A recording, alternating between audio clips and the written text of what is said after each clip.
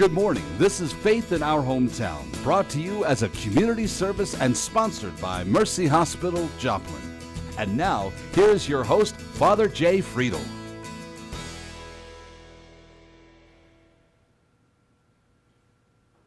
Good morning, everyone. Happy Sunday to you. It's good to be joining you for another Sunday morning with Faith in Our Hometown. This morning, we're going to do a little bit of a follow-up to a show we did a couple years ago.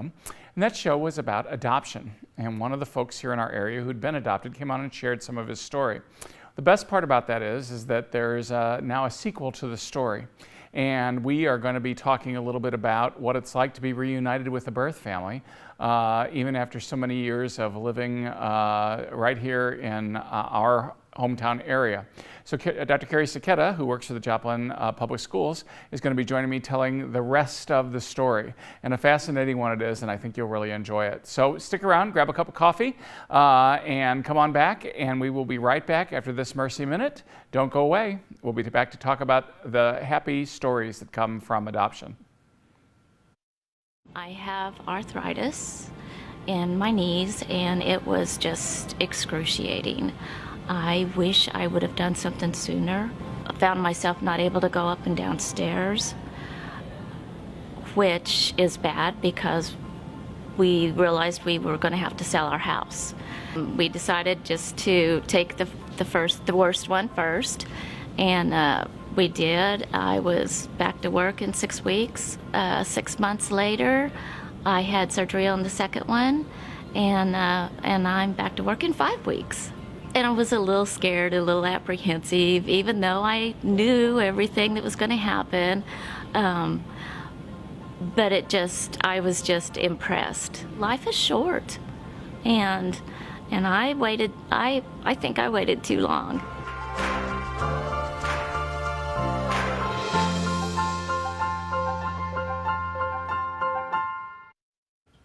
Well, again, thanks for joining us for another Sunday morning at Faith in Our Hometown. My guest this morning, Dr. Kerry Sachetta. Kerry works for the Joplin Public Schools, but you're not here to talk about those today. You're here to talk a little bit about something a little closer to home, and that's your own life. A couple years ago, we did the television show where we basically talked about what it was like for you to be adopted, and just at that point in time, you were beginning to explore a little bit about maybe whether or not you might be able to find your birth family. And now you've had so many things to tell in the last few months. It's just been absolutely amazing. So why don't you just catch us all up to speed and how that all worked out when you were searching for your birth family? Certainly. Well, after doing some DNA tests in 2015, I was kind of a little bit stumped because I didn't have very many hits on my lineup of people that were related to me. So with the help of a gentleman overseas that I had met through another adoptee, he had kind of convinced me to go to GEDmatch, which was a repository for DNA testing, and through there I was able to connect with a relative in Michigan whose father had come from Italy as well and was a second cousin to my mother. And then the following year I connected again with the family and got a little bit closer because the other half of the family knew a little bit more, or got me in touch with some other relatives. And by the time, a year ago at this time, I was really into it big time in terms of talking to cousins, third cousins, and eventually a first cousin in Pennsylvania that didn't know that I was here, and I didn't know he was here, obviously. And next thing you know, we're talking to people overseas, and it's been fantastic. Yeah, I mean, it's just the way this story unfolded, and again, I know you're very close and you loved your adoptive family. Mm-hmm. So I mean, this was nothing about anything to do with, you looking for a family that you didn't have, but this was kind of like broadening and expanding your family to include the ones that you never got to know. Exactly. I had an excellent childhood, and my parents were the best. My father's still alive. He's 94 years old. My mother passed away 20 years ago. And your dad lives over on the Kansas side. That's right. He lives over north of Columbus. Yeah. And he's fantastic. His family, my mother's family, they've been great. I couldn't have asked for better. I have a sister who's also adopted. And we had a wonderful life. So when I started searching, when I was in my later 20s, it was really more about saying thank you. You did the right thing. It's no big deal about why you did what you did. You did what was best for us at the time, and that's kind of the way I felt about it. And all I wanted to do was say thank you and just see if there's anybody out there that looked like me. That was kind of it at the time. But my Amber's been a big part of it, and it's been a great experience. You know, when we had our kids, you get into what your kids are doing, and I did a little bit of genealogy searching back then, but we were busy parents. And now the kids are out of the house right now. They're on their way. They're young men and finding their way with jobs and college and everything. And so we had a little more time, and the DNA testing really was the driver of the whole thing. And I have to say, Facebook and social media, Google Translate, and just people talking online about adoption. There's a whole list of people that helped me in this search. Yeah. And so I know I've had a chance, a few weeks ago to meet some of the relatives. I mean, I was following all that when you went overseas to meet, your siblings, your half siblings or whatever. And so it's just, it's to me, it's just absolutely amazing because it's like this whole story just suddenly coming together. I'm not so sure you found anybody that really looks like you. Yeah, I think you're right. But because they really don't. I mean, they're not. I mean, but it's certainly great that they are as excited as you are about knowing some of the other pieces of the family. It is, and that was the big unknown. Whenever we connected with them, we were unsure, just like anybody would be when you tell somebody, hey, I could be your brother, and you call them on the phone right before Christmas a year ago, and what kind of a stunned reaction that might be. But I had a cousin here in the United States that had came over when he was just a year or two old, and his mother and my biological mother were sisters. And so he did a little bit of work ahead of time and kind of softened up the family over there to kind of accept this idea that this could be true. And the story took a couple twists, and so we'll talk about that, I'm sure. But eventually we found the right people, and through a series of DNA testing we were able to prove it. The church was involved as well. I mean, I had some help from a pastor from Southeast Kansas who's now in the Wichita area, Father Simone, and there's some things that happened overseas that kind of led to a chain of events that helped me get some records. So to recap a lot of people didn't see this story 2 years ago, or might not have, or might not remember some of the details. But one of the things you found out is you were adopted through a church, adoption agency. And they got called in when it just wasn't going to be possible for your mom to raise everybody, and she felt in a tight situation, and so she got in contact with this church relief organization, and that's where the adoption took place from. So what did you find out about all that? Well, I was born in Rome, and my mother was born and raised about 80 miles south of Rome.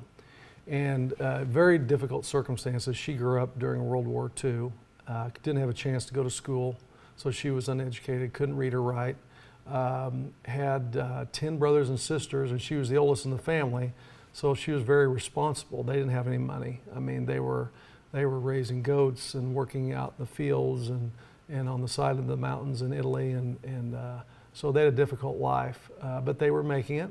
And there's a picture of her in her first communion dress, and it was a bed sheet. They didn't have a dress. She didn't have a dress. She had a bed sheet. They made one out of that bed sheet, sure. Yeah, a bed sheet. So it was a difficult time for her. She had me when she was 29, but she already had a child earlier when she was 25. And so she had to make a choice at that time that probably she didn't want to, but she did. Yeah. And so it worked out. And there were a couple agencies that were working from the United States, from the Catholic Social Service and Catholic Relief Services, and that was really the connection. Yeah. So now she's no longer living. No, she passed away 30 years ago, in fact. Yeah, so a long time. Yeah, a long time. But even though you weren't able to reunite with her, you've reunited with who in your family? Well, I reunited with two of my half brothers. She had 4 sons. She had a boy a year after I was born, and she kept 3, and I was the one that was given up for adoption because of the circumstances. But most of that was probably just the timing. It was of what the was timing, happening. yeah. And probably after she gave you up, I'm guessing she was like pretty determined not go there again. Yeah, I think it was pretty obvious. She met a man and stayed with him the rest of her life, and he fathered 2 of her children, and she stayed with him until she had passed away in 1988.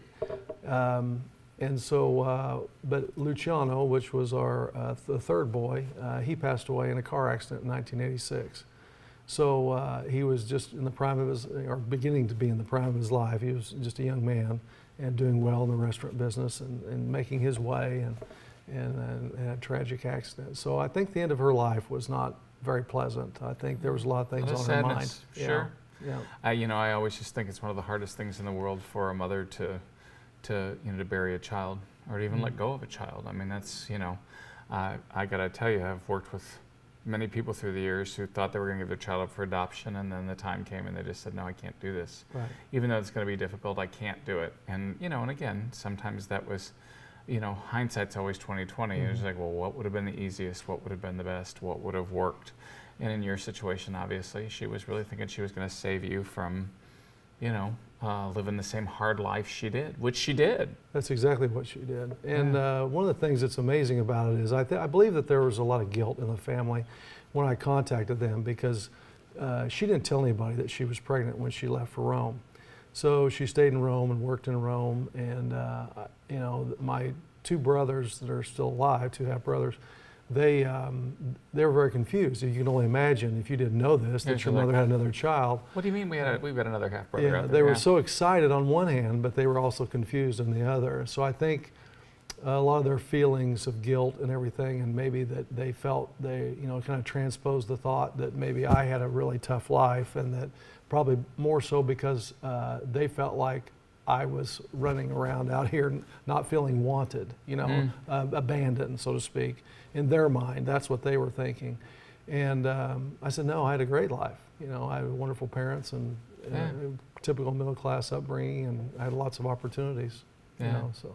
And again, there's the joy in this whole story. I mean, I guess it would have been, a little bit more tragic had you been given to people who didn't love you, or didn't care about you, or didn't raise you well, or didn't give you opportunities. Right. But in this situation, I mean, you were, you were, loved and cared for and cherished, and so there was really no sad story, except when you think about probably what she had to go through herself in terms of making the decision. Right. I think it tormented her probably the rest of her life, and especially compounding it with her Luciano passing. My older brother Santino looks back and he remembers a lot of times that she cried, or she was upset, or her mood would change. And Santino and I share the same birthday. Oh, wow. Yeah, he's 4 years older, but March 5th is our birthday. So he looks back and a lot of things make sense to him now. And so does the younger brother, Roberto. I mean, he remembers things that she would say about a blonde-haired baby and all this, and he always thought she was talking about his older brother, and he's less, I was a lot more blonde than he was as a child, So there's just all kinds of things that they put together. And so, the thing that we miss is the fact that we didn't have as many years together. But we're going to make the best of it, at this point. Yeah. Well, we're talking this morning with Kerry Sachetta about his adventure in finding his birth family after many years of wandering and searching. And so we're going to be right back after a quick break. This is Faith in Our Hometown. So stick with us, and we'll be right back. You're watching Faith in Our Hometown on KSN TV, brought to you as a community service of Mercy Hospital, Joplin.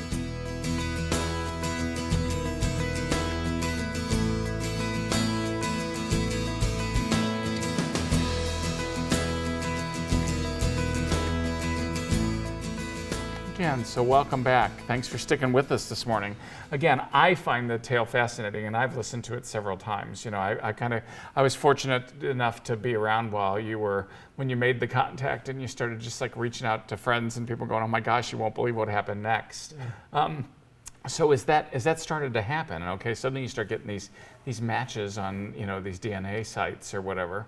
What was going through your head at that point in time? Well, in the beginning, I was really confused because I didn't understand the way that you measure the closeness of the relationship, and honestly, I didn't even really understand what a third cousin was. Well, you're not a science. Yeah, you're you not know, a science person. and Yeah. I had to educate myself that way and try to figure things out. It's really a fun thing to do, especially if you don't know somebody's relationship to you, because you start trying to plot and build family trees, and I probably spent many dollars on reams of paper just drawing names and everything and trying to figure things out. And my wife and I would put things down and we would look at it and we would build the relationship around each person, because what I was building up and then back down on this other side of the family so I could verify.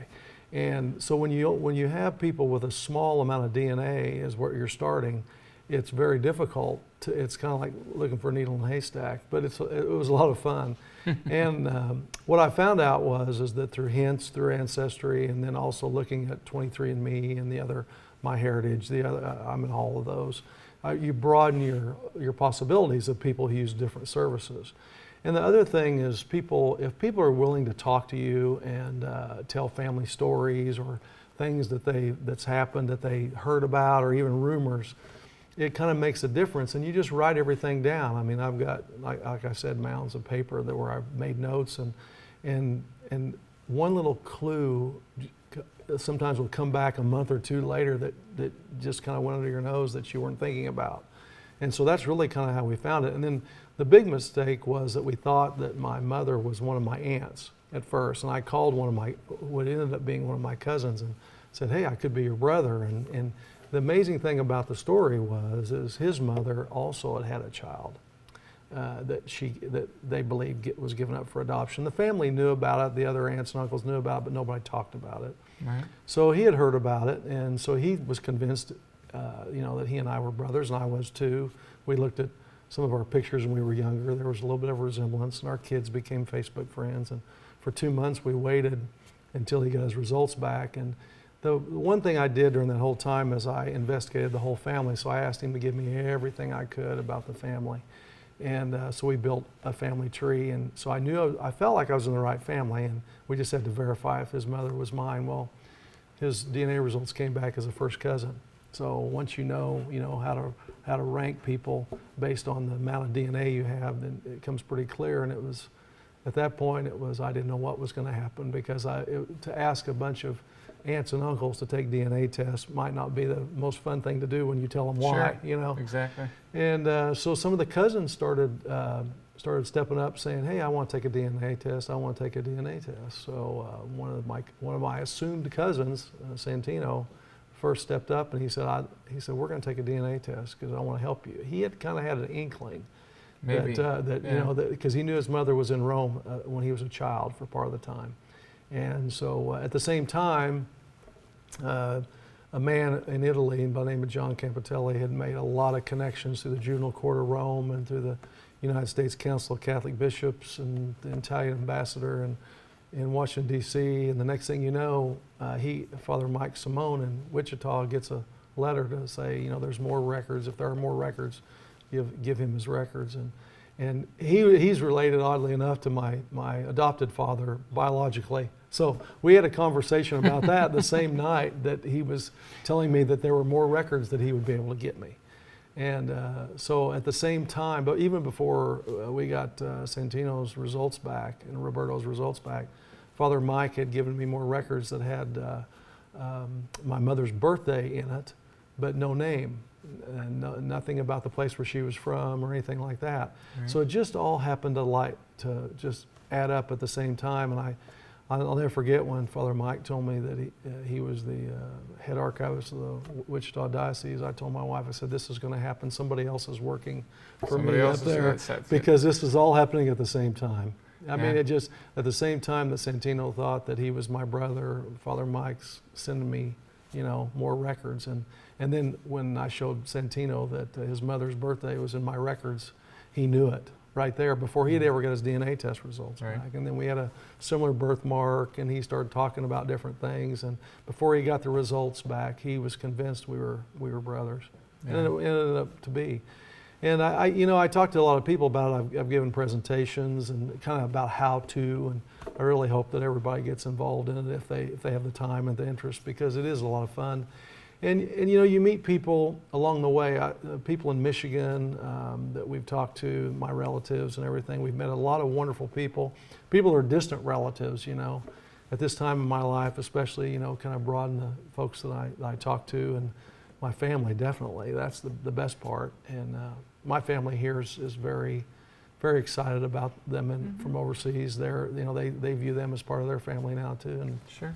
And we're just a big happy family. Well, I was very taken, a few weeks ago when I met your older half brother, and just, when he got so choked up talking about the fact that he now had more family. Yeah. And I mean, it was just very touching that he could, his English isn't great anyway, but I mean, but nonetheless, he was so emotional, because it was like, it's just good to know this part of my family that I didn't even know that I had, kind of thing, which is. Yeah, it is, and I love my sister to death, but I never had a brother to talk to, either. Right. So, in fact, someone texted me today and say, "What's it like to say, hello or goodbye to your brother, or talk to your brother, or say I have a brother?" And it's taken me a little while to get used to, but Yeah, it's really good. Because it's just a different way of approaching life. It's like, Yeah. oh my gosh, I got more family than I knew of. Yeah. And that connection that you were talking about may not have been readily apparent to everything, but of course after the war, there were so many orphans, so many babies, and all that stuff, and everybody was trying to say, where do we find a home for them? And of course, at that point in time, just trying to piece things together. Somebody says, well, we've got a few more people in the U.S. that are looking for adoptions. It just made it an easy thing to happen. If it was a Catholic adoption agency, they just put all that together, and bang, there you got it. All of a sudden, the bishops' conference in Rome is sending, things to the U.S. church, and the U.S. church is saying, oh, we got a few spots for some kids in Kansas, in Wichita, Kansas, and there you go. And so, you stop and think about that, all that after the war, and now all of a sudden, and how much the world has shrunk since then. I mean, now with Facebook and with DNA testing and all that stuff, it's just like all of a sudden these disparate pieces in the world suddenly somehow start coming together in ways that just kind of enhance both in all of your lives in that regard. Yeah, no question about it. There were some wonderful people that was involved within the church, and a lady who arranged my adoption back in the orphanage that I was able to meet in 1990. She was 89 years old at the time, and showed her signature on my adoption papers. And wonderful lady doing just work on her own. She wanted something to do. She was a philanthropist, and just really was behind women and children and her efforts. And so a lot of people together, help make that happen. So there's a lot of people to be thankful for, to make sure things became the way they are. Which I just think is, again, absolutely fascinating. So your one brother has come, and so the other night we met your brother and his oldest son. His second oldest son. Second oldest son, Yes, and then two of the grandkids. And one child, actually. One, He had okay. one, yeah. I didn't know, so I met the Well, one. Yeah. you met another a nephew of my sister's grandson, so he was running around. Okay, they they were were the all, same age. and they're all running around with, related, but they would have a hard time telling everybody how at this point in time. That's right. I have got some cousins like that. One of my distant, more distant cousins, but they were all still close. We're all still in the same area of Illinois, and so every once in a while, he was in the seminary when I was the vocation director, and I'd go to Mundelein and visit, and he'd say, "Jay, would you remind me again how it is that we're related?" And I just laugh every time. I just say, "Okay, my grandfather and your great grandfather were brothers. Okay, so, my dad and your grandpa were first cousins, and just go down from there." And he's like, "Okay, I got it." And of course, the next time I go to visit, "Tell me again how we were related." But it's all right. Still kind of fun, because it's just when you've got family that stretches out like that, it's just kind of neat seeing how all that happens. So you still got one more that's going to come and visit. Yeah, Roberto's making plans to come over here at some time. Hopefully, it'll be sometime this year, and I believe maybe possibly his daughter will be coming over this summer as well. And I have another one of Santino's boys, his youngest son, is coming over Easter, in fact. So There we'll you have go, him just a for few Easter. months. Yeah, not very long. So we're excited about that. Nice. Very So nice. we're showing and them we like the everything we can. parties. Yeah. And so I really like the parties that you throw when the relatives come in from out of town. That's very good. Yeah. But it's just kind of neat to see the way that thing unfolds. And again, so what would your advice be to folks who, who are hesitant about the search, or to families that might be going, oh gosh, I don't want to hurt anybody's feelings or do any of that stuff? What would you say to them? Well, I would hope that everybody would consider taking a DNA test sometime just to see, and see how the relationships are. They would be surprised of the people that they're related to out there. I know a lot of people think they know all their relatives, but you'd be surprised. And there are people, my wife has 1,000+ relatives and people that she didn't know about, and she had 2 ladies in her family, her grandmother's sisters or aunts or whatever, that did a tremendous amount of genealogy. So I just think it's a good thing, especially at a time in your life when you're ready for it and you can sit back and enjoy other people. Yeah. Well, talking with Kerry Sachetta this morning about his adventures in being adopted. The first time he came on the show, he talked about that beauty of that whole thing of just knowing what it was a blessing to have been adopted. And now we've got the rest of the family to kind of glue together at the same time with a lot of work and a lot of adventure and to do those things. So we're going to be right back after this Mercy Minute. Don't go away. In Ireland, the first Sisters of Mercy were called the Walking Sisters because every day they went out in search of women and children who needed healing or help. Mercy continues to answer the same call, dedicated to the health of every woman who comes to us for care. Mercy, in every era, your life is our life's work. Learn why we serve at mercy.net/legacy. When they discovered there was no hospital, the Sisters of Mercy built one, as they had so many times before, offering healing and hope on the edge of the frontier. Mercy continues to answer the same call, to bring care wherever you or your child need it most. Mercy, in every era, your life is our life's work. Learn why we serve at mercy.net/legacy. Well, one of the things I hope that we kind of remember this morning is that family is important, and that sometimes things happen in the lives of people that will sometimes make them search for other good solutions. They may seem tragic at a certain point in a person's life, but they wind up being blessings anyway. Sometimes when we have the fortunate blessing of knowing how some of that unfolded and how it all came about, as in Dr. Kerry Sachetta's story this morning, it's a beautiful thing. I just think we just need to all kind of be grateful today for the gift of family, for the gift of being able to know some of those folks we're related to, knowing that those family ties and the good wishes that can sometimes come across, those connections that we didn't even know existed are really absolutely true blessings to all of us. And so I hope today you will take the chance to reach out to your own family and friends. I hope that you'll get the opportunity to be grateful in ways that truly matter to you. Be sure to join us next week for Faith in Our Hometown, and you guys have a great Sunday. Thanks for watching. Faith in Our Hometown can be seen Sunday mornings at 6:30 and 9 a.m. on KSN. Brought to you as a community service and sponsored by Mercy Hospital, Joplin.